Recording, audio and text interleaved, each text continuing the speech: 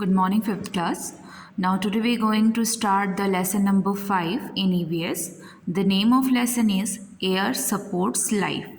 The highlight of this lesson are layers of the Earth's atmosphere, composition of air, properties of air और air pollution. हम इन 4 चीज़ों के बारे में इस चैप्टर में पढ़ेंगे. एयर में, अर्थ में एयर की कितनी लेयर्स होती हैं, लेयर्स यानी कि उनकी कितनी रेखाएं होती हैं, एयर कैसे बनती है, एयर की कौन कौन सी प्रॉपर्टीज़ होती हैं और एयर पोल्यूशन क्या होता है. Dear children, air is all around us. हवा हमारे चारों तरफ है. वी कैनॉट सी इट, हम इसे देख नहीं सकते, but can feel it presence through rustling leaves. लेकिन इसकी प्रेजेंस यानी कि इसकी उपस्थिति हम लोग कब समझते हैं? जब हमारे आसपास पेड़ पौधे हिलते हैं, हम सांस लेते हैं, पत्ते हिलते हैं, तो हमें समझ में आता है कि हवा चल रही है. Showing tree, moving clouds and blowing dust, यानी कि कचरों का उड़ना भी हमें ये एहसास दिलाता है जब धूल मिट्टी उड़ती है कि ये सिर्फ हवा के कारण हो रहा है. Air enable us to operate windmill. Windmill आप लोगों ने देखी होगी, कुछ इस तरीके से होती है, ठीक है. Dry clothes and fly kites. हवा का और एक रूप होता है जब कपड़े सूखते हैं, हवा से कपड़े हिलते हैं, तो मतलब हम हवा को देख तो नहीं सकते बट उसकी प्रेजेंस को फील कर सकते हैं. However, some human activities have caused a lot of air pollution.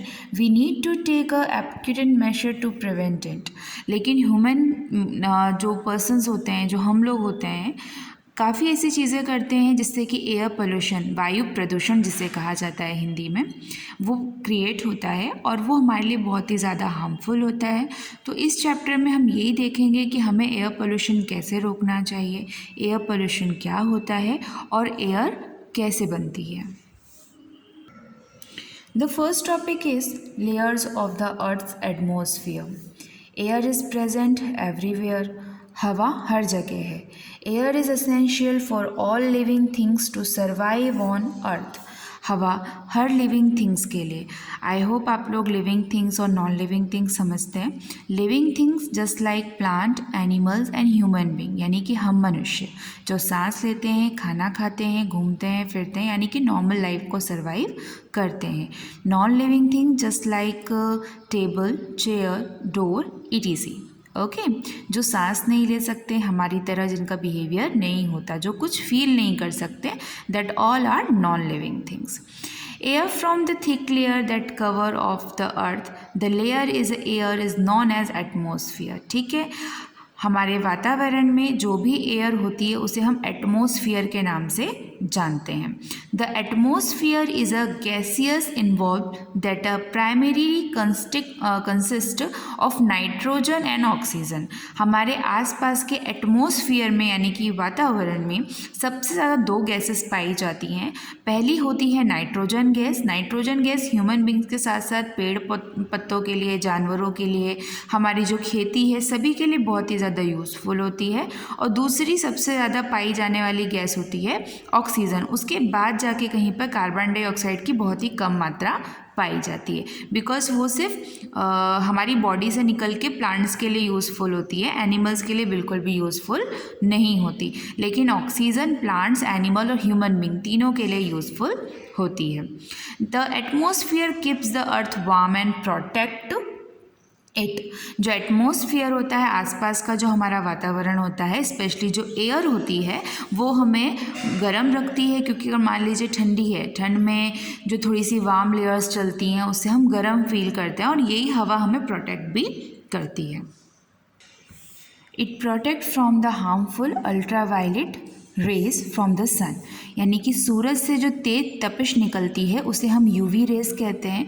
UV raise अगर ज़्यादा होती है तो हमारी जो स्किन है उस पर इफ़ेक्ट होने लग जाता है, बहुत ज़्यादा स्किन प्रॉब्लम्स होने लग जाती हैं, ज़रूरत से ज़्यादा पसीना आना, गले में, हाथों में खुजली होना, ये सब UV रेज के कारण होता है. आजकल के वातावरण में हम देख सकते हैं कि इतना पोल्यूशन फैला है कि गर्मी में जो सूरज की रोशनी या उसकी तपिश है वो बहुत ज़्यादा बढ़ जाती है. इसका कारण कारण कहीं ना कहीं एयर पोल्यूशन है, क्योंकि एयर जो होता है वो यूवी रेज को कंट्रोल करता है, बट एयर क्योंकि पेड़ पौधे काट दिए जाते हैं और एयर पोल्यूशन फैलता जाता है, जिसकी वजह से जो यूवी रेज है वो दिन ब दिन बढ़ती जा रही है, जो कि ह्यूमन बींग्स के लिए बहुत ही ज़्यादा हार्मफुल होती है.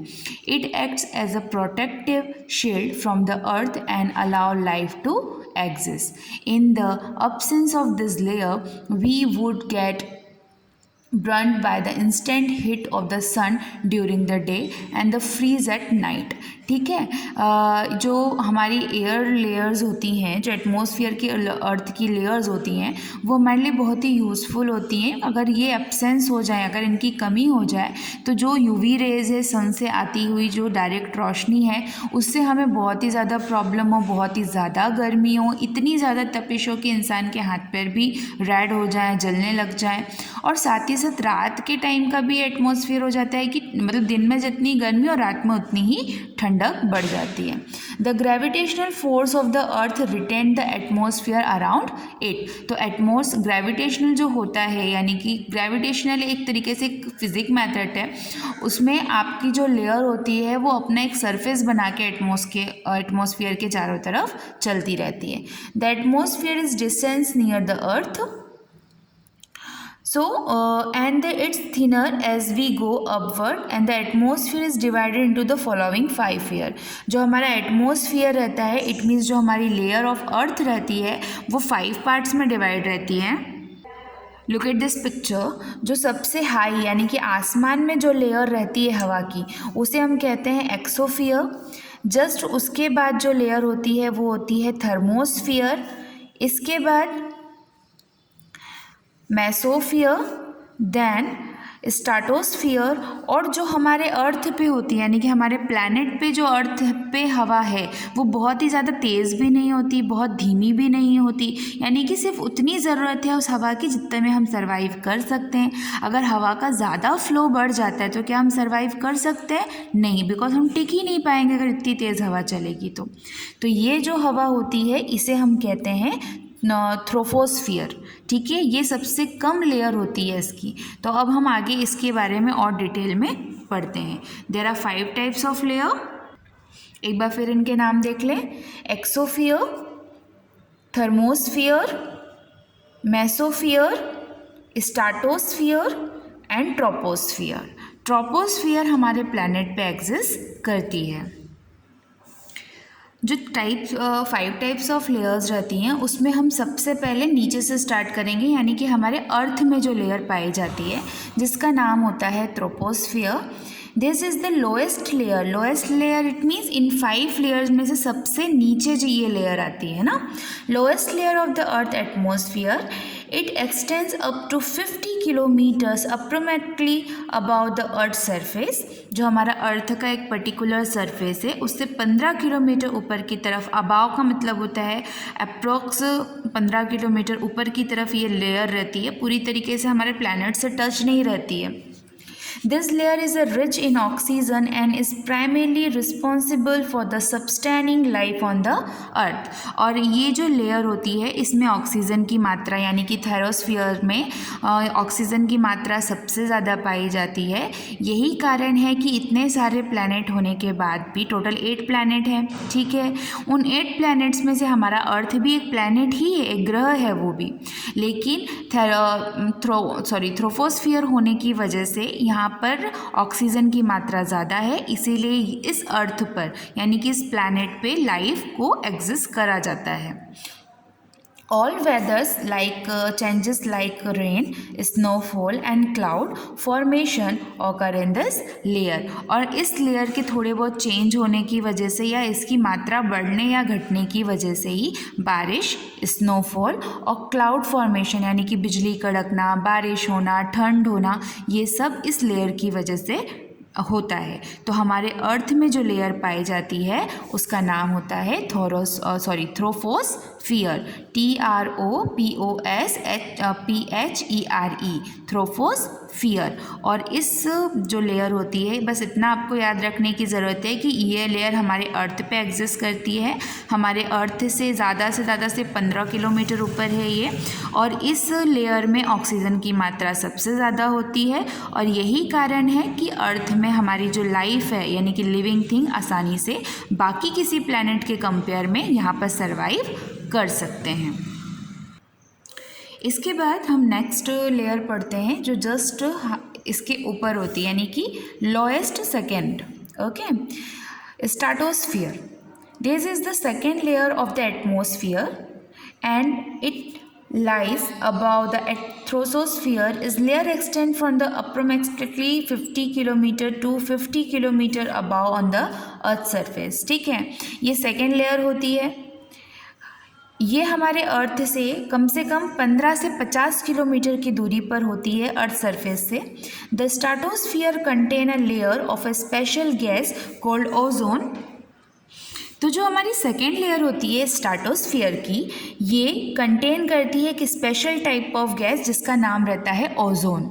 The ozone layer observe harmful ultraviolet raise. Ultraviolet rays मैंने अभी आपको ऊपर बताया था, जिसे हम यूवी रेज कहते हैं। धूल, जो सन की जो बहुत ही हार्मफुल रेज होती है, उसकी जो किरणें होती हैं बहुत ज़्यादा गर्म, उसे हम यूवी रेज कहते हैं।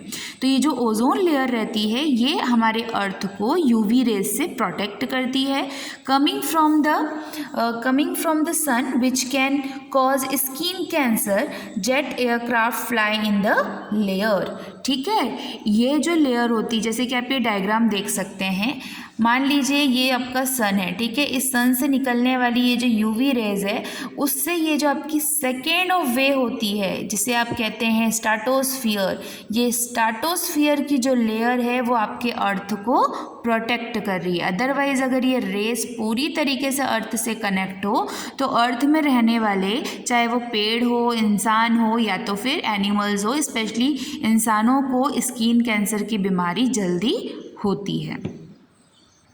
सो स्टूडेंट्स, आज सिर्फ इतना ही। आज मैंने आप लोगों को लेयर ऑफ अर्थ के 2 लेयर समझाए हैं, ट्रोपोस्फियर और स्ट्रेटोस्फियर।